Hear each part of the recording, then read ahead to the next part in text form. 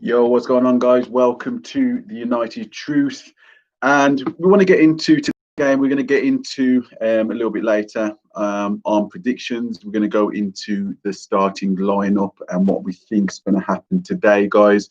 Absolutely huge game against Southampton. It's one of those games where I think a lot of people are doubting that we'll win, which may help us a little bit. May mean that we're not as overly confident, which seems to happen. And we know that we're a team that rely on individual brilliance. So we're going to go into what I think the starting lineup is going to be and how we'll break down the game as well from both sides. First of all, this is my first show for the last couple of days, guys. So first of all, I just wanted to say condolences with RIP to Diego Maradona. Now, for me, Diego Maradona, he gets said so many times about different people. But unless you're a family member, a lot of the time when people say more than football, I just think he gets thrown around. But for me, Diego Maradona was more than football. This guy cracked me up.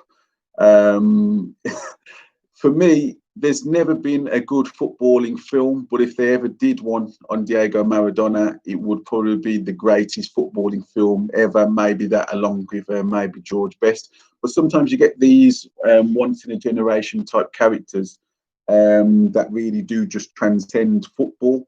I hate using all these, usual words that you do here, but with Maradona, it is definitely right to say. I remember him as a young kid. So I remember the '94 World Cup. I wasn't taking in loads in the '94 World Cup, but I do remember his goal. I remember his eyes glaring wide open. Obviously, at that time, I didn't realise what it was, but I just thought, like, this guy's crazy when he ran all the way up to the camera. And it's just things like that. And then you look back, and he's one of those names that when we talk about the greatest ever, it's a little bit like Pele. So we might live in this era. So my favourite's always Ronaldo, the Brazilian Ronaldo. But if somebody who's like, say, 40 or 50 or whatever said Maradona, I can't argue against it. Just like if someone's 70 or 60, 78 and they say Pele, I can't argue against it. He's one of those names. Other players you kind of can, but there's names that really stick out. And Maradona is definitely one of them as well. But just in general, like, I was seeing some of the clips, the brawls that he had as well when he was playing for Barcelona. I saw some UFC kicking someone's face. They're not going to really talk about stuff like that.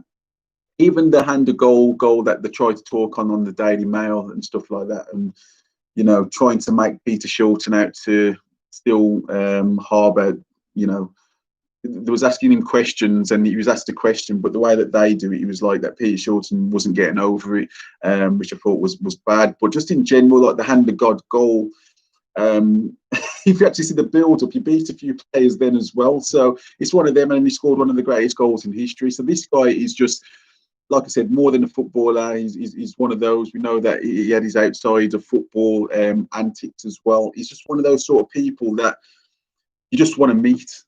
You saw his dancing in the South African World Cup. You saw him celebrate. I think it was in the World Cup with Argentina in the crowd in 2006 in Germany. Just an absolute top footballer, one of the greatest. And yeah, so I hope you're having a chance to do that. So I don't want to really not say bore you, but like, I'm sure that you would have seen so many of these going around over the last few days, but I wanted to do my own bit.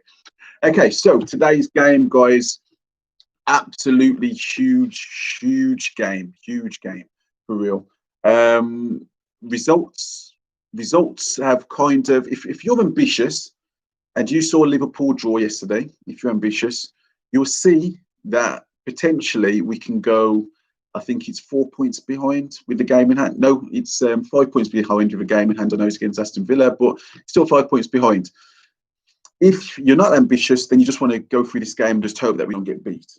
I'm ambitious, so I'm looking at that game yesterday, and I'm seeing a potential chance where we can start to move ourselves away from the embarrassment of how we started. looking over the two teams in general, we've got one that is literally, it's a system football team. Every team's got a system, but I'm talking about system football where the personnel is going to matter, but you can kind of grab a few players from here and there. They don't actually have to be on the way to being world class, but they will fit the system, fit the pressing system that one manager wants. And then we've got another manager and we've got another team where it's literally, there is a system obviously in place. It's normally catered towards counter-attacking. There's not really a massive pattern of play, but when it comes to individuals, there's a few players that are on the way to being world class. In Bruno, we might potentially have a world class player if we just go by numbers. So, yeah, it's against the better individuals, against the better team unit, if we're all honest, to be honest with you. So, yeah, I'm going to go into what I think that the starting lineup's going to be and what I think it should be. So I think it's easier for me to go into what I think it's going to be and what I think Ole is going to pick. So for me, he's going to pick obviously DDG in goal. He's going to go with Maguire and Lindelof in defence, and I'm presuming Wan-Bissaka might be injured, so I think he might play Williams at right back, and then Telles at left back. I do think he's going to play Matic and Fred in the midfield with Bruno, and I think he might play Matt on the left, Matt on the right. I think he's going to play Martial, because I think Rashford might be injured. Rashford on the Martial on the left, sorry, and then down the centre he might be playing Cavani. If Rashford is fit, I think he'll play Rashford and Cavani and Martial instead of Mata, maybe. And at right back, if AWB is fit, then AWB starts.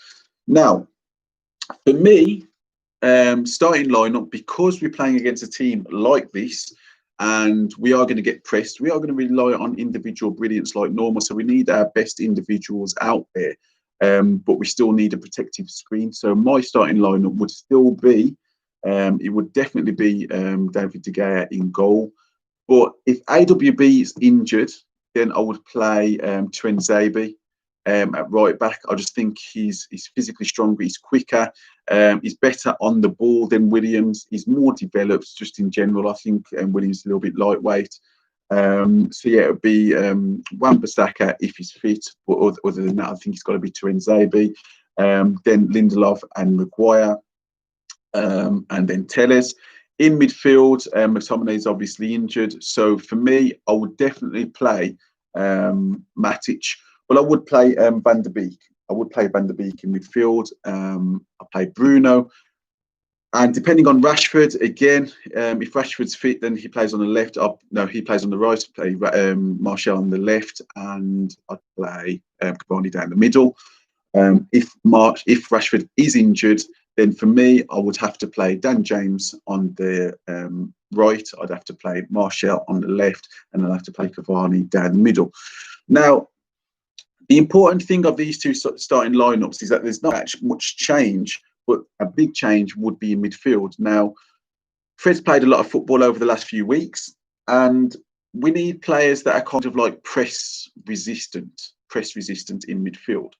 So I'll use Liverpool as an example. So when I want to talk about press resistant, it's someone like, say, Thiago, someone like a what's his name,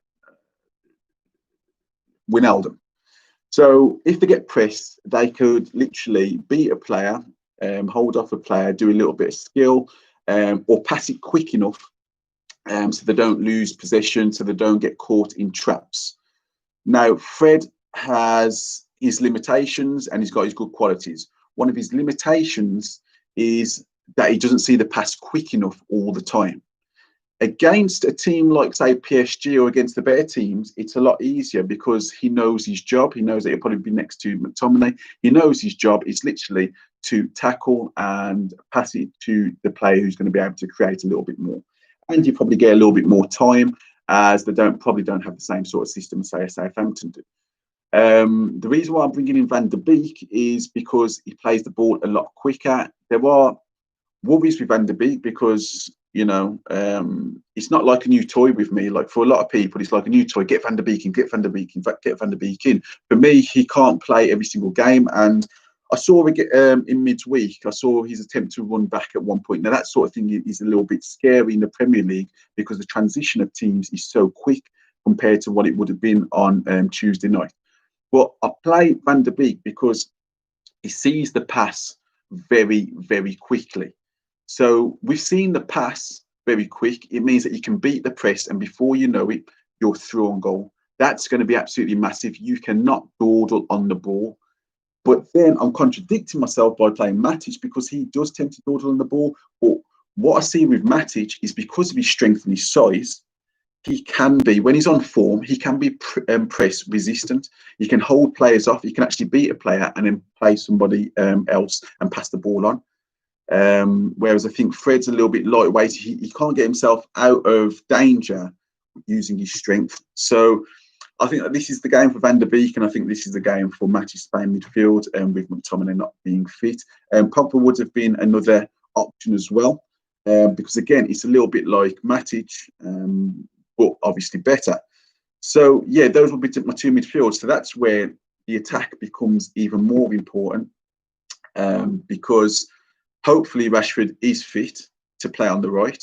But if Rashford's not fit, then listen, let me go back. Sorry, forget James. Mason Greenwood on the right. Mason Greenwood on the right. Yeah, so up front, Rashford on your right. What he'll bring, and I don't think he was actually particularly good in midweek, but what he'll bring is naturally having to go on the outside, which will be better for getting balls into the box. I think today's going to be one of those sort of games where we have to have a little bit more than just playing everything on the floor, everything from the back, nice and slow, because traps are all set. So if Telles is out wide, if he's whipping balls into the box, then we know that Marcus Rashford, Cavani, and even Martial can get into the box together. With Martial, we know that there's not going to be many crosses, so you're going to get that from Telles.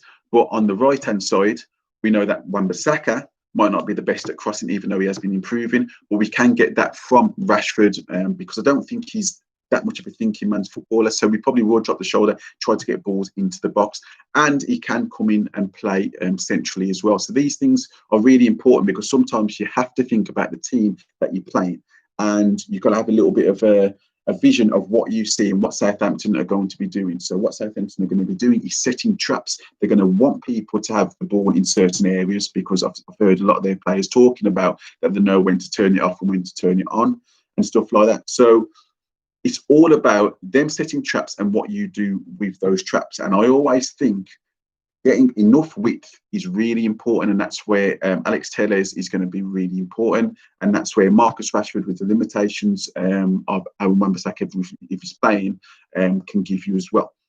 So up front, Cavani in both teams. I think what Solskjaer's been saying is everybody can learn off Cavani. He's been the best striker one of the best strikers in the world in the last 10, 15 years. When he starts to say stuff like that, that means he's done something that Ole wants him to do. And Ole, being a striker, knows that we have been missing another way of scoring. So I've done this in one of my old videos, and you have to have multiple ways of scoring, and we've taken one out. So you want to be dangerous off corners, you want to be dangerous off free kicks, you want to be dangerous off crosses. So what we've now done, especially with Bruno, we've become dangerous off corners, we've been dangerous off crosses, off free kicks. Now we want to be dangerous from crosses from our fullbacks, and if we've got wingers playing.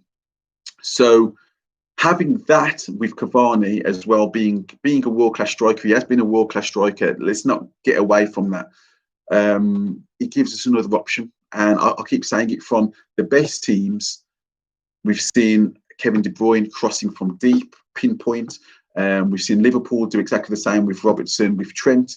We need to add different ways to score into our team. So I think with Cavani playing, it's really important. With Telles playing, even more so. Telles likes to whip the ball in from anywhere. We need a presence in there, and that's no disrespect to Martial. He hasn't been giving us that presence. But going on to Martial, with Martial running on against players, he can literally take one or two players out of the game, and that could be really vital rather than him having his back to goal and just laying people off and stuff like that. He's not as aggressive in getting into the box and stuff like that. So I think that we do need this little bit of a change. I think Martial needs this little bit of a change, because we've all been there, we've all played football, and especially if you are an attacker, if you are naturally an attacker, but you know that you can play in different areas, if you're not the hardest of working defensively, you can't wait for the managers to say, no, you're up front. And you want them to forget that you are quality out wide. And I think that that's what's happening with Martial. So it's kind of like his form towards the end of last season, his form overall, last season's 23 goals was absolutely brilliant. And it kind of took out your mind that he can play on the left. And he's kind of like, you can kind of hide and, I'm a striker now, I'm a striker. And Ole was saying that he's a striker, he's giving him what he wants, he's hungry for goals. But Martial, there's more to his game than just holding the ball up. But if you're not the most aggressive type player and you don't really like chasing back, you just want to just get on with your job up front and just hope that no one notices the fact that nothing's coming from the left-hand side. And let's be frank, from Marcus Rashford, nothing was coming from the left-hand side when he starts. And that's the problem. He scored his hat-trick from coming on as well. So I think Marcus Rashford, I think Martial, those guys playing out wide is going to definitely help him. Like I said, Mason Greenwood, we all know that he's a gun guy. He's, he fires off shots. Defensively, again, this is where I worry, and that's why I accidentally said Daniel James, and I forgot about Mason Greenwood. Mason Greenwood all day over Daniel James on the right. But it is going to be imperative that, when their left back starts to bomb on forward like Southampton like to do, he really has to make sure that he's on his game. He's on his game, because we know that Martial and Mason Greenwood probably see themselves more as strikers, but they're going to have to do a job for the team if it is those two. But with the more experience from Rashford, and just the fact that he'll be looking to get crosses in, I think it is quite important that Rashford does start this particular game, and I think that he will work for the team as well. I'm hoping that these guys are going to be sniffing a little bit of blood at the top. Liverpool dropped points. I flicked it off when I saw that they went 2-0 up. I thought it was 2-0. I just flicked it off. And then I realised that the goal was disallowed. I was checking WhatsApp group, and it was kind of like, they've been done over. And I saw it, and it was never a penalty. I can't stand VAR and stuff like that. But it's these sort of results. It's Spurs against Chelsea. We have to kind of capitalise. We've got Crystal Palace. No, not Crystal Palace. They've already took us to the cleaners. We've got West Ham next game. So it's really important that we don't think about just getting through these games. It's really important that we have to find a game plan to get the 3 points. So, yeah, I'm hoping as well, when we look into a tactical analysis of both teams, I think so much has been said about Southampton where we can't just see them as this underdog team, which falls a little bit into our hands a little bit. So you'll find it quite difficult to find many people that are backing Manchester United to win this particular game. But I think that this means that this management team will do a little bit more due diligence. Sometimes I think that they use the badge of Manchester United when it's not against the top team and just think, I'm going to put out a team and you'll get us through.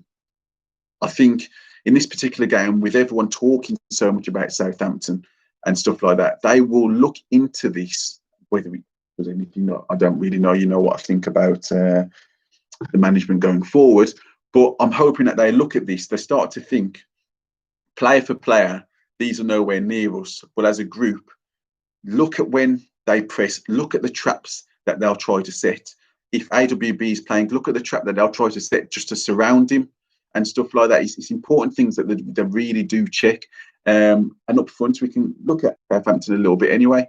And looking up front, so Shea Adams has been on form. They like to play the two up top. They like to play a pretty narrow 4-4-2. But they do get plenty of width in as well. It's a really tough team to play against because, like I say, this is where I can understand if someone came back and said, Van der Beek shouldn't be starting today.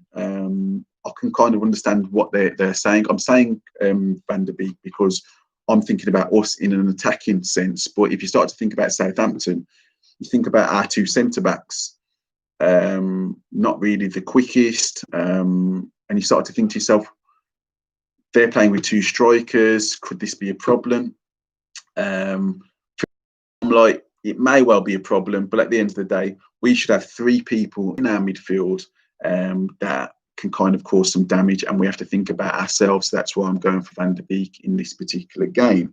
But Southampton are riding high. At the end of the day, I think that they can go second, can't they? I think they can go second. So it's going to be a great game. It really is going to be a great game. We are 10 minutes away from them announcing the starting lineup. So, yeah, really good game, really interesting game. They're going to be all over us from the start. I do believe that. But if you see how Spurs played the second half against them, then there is ways where you can just get in behind them. And sometimes, when we talk about press resistance, this is the last part I'm going to talk about. It doesn't always mean the individual. So if you watch Brighton yesterday, they already know that Liverpool are going to press, and they pulled the pants down so many times when they've played them. So what they did, I don't know if it's a record. This is off the top of my head. This is just my eyes watching a game. The amount of long balls they were trying to play to get in behind Liverpool's defence, because they can see that Liverpool's front three was setting a trap of a normal footballing team, which Brighton normally are. They like to play football a lot. Brighton started to mix things up, and I think that we have to do the same thing. When I see Lindelof and Maguire standing right next to the keeper, and Maguire's like sloth-like attempts to bring the ball out and try to lay people on and stuff like that, taking his time, then passing it back, and everything's really slow. They're setting traps to punish. So we do need to start to look out wide. We need to start playing those long balls, get them turned in behind, and it doesn't have to be every single time, but make them think. If every time De Gea gets the ball and we just want to play it short, they will get used to that, and it's an easy day for Southampton.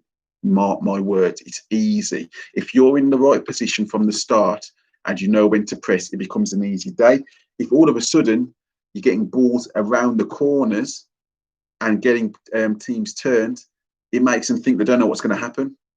So then when Maguire and Lindelof then do sit back and wait for De Gea to pass, then go long, it surprises them, it gets them turned. We're not talking about one of the best teams in Europe in Southampton here, and I think that's what we've got to remember as well. You know, there's different ways to skin a cat, and I think in a way, Pep Guardiola's got the world completely bamboozled. So everything has to be like a pass out, and I think a pass out from the back. And I think we've took the complete bait on it. I think other teams have started to work out not to keep doing it, but throughout the game, that's all we ever do. And I think that could be against Southampton. But what I want you guys to do is just smash a like and subscribe, guys. I want to know what you guys think. I want to know what you think today's starting lineup is. Prediction from me. I'm going to be positive, and I'm going to say 2-1 to United. Let me know. Smash a like, guys. Leave a comment and subscribe. And I'm on to the next one, guys. Catch you guys later. See you later.